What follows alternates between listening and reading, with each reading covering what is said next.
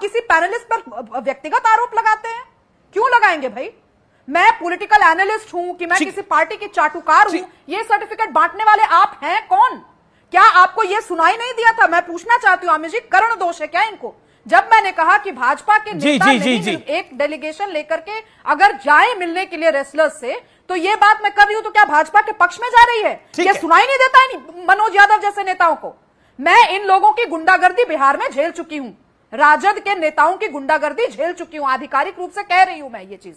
इसीलिए समाजवादी हो, नमाजवादी हो, कोई भी वादी हो, ये अगर चाहेंगे कि यहाँ बैठ करके मेरे पर आरोप लगा करके, ठीक है, अब आपने अपने आरोपों का जवाब दिया। मैं कहता हूं विषयांतर ज्यादा हो रहा है, विषय पर आइए, तो क्योंकि आपने एक टिप्पणी करी। मनोज यादव आप भी अपनी बात को रखिए। मेरा बस निवेदन ये, व्यक्तिगत हम किसी पे ना हो।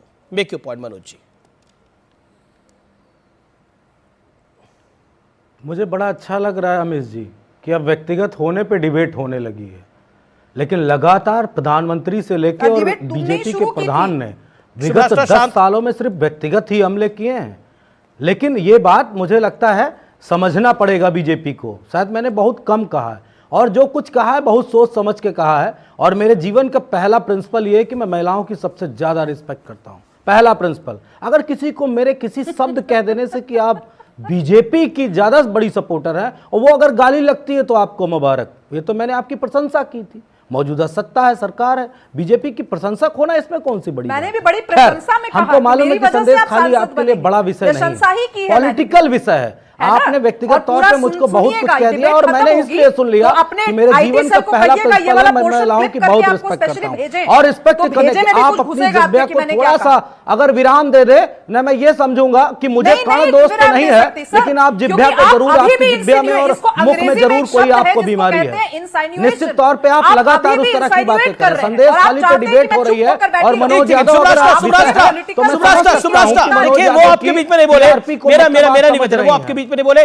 सुब्राष्टा जी, आपके मुंह में जो बीमारी है उसका इलाज हमारे पास नहीं है, वो किसी आयुर्वेदिक डॉक्टर से लीजिए, बेहतर सही हो जाए। उसके लिए मैं कुछ नहीं कर सकता। जी। लेकिन मनोज यादव, देखिए डिबेट सुब्राष्टा पर नहीं की बात करते हैं, मैं तो जवाब देना चाहता हूं, तो मैं चुप नहीं। क्यों आप सुब्राष्टा जी मुझे बार बार पिंच कर रही हैं? वाह, क्या इनको आपने इसलिए बुलाया है? मैं संदेश खाली पे घेरो ना मुझको, क्यों नहीं घेर पा रहे हो?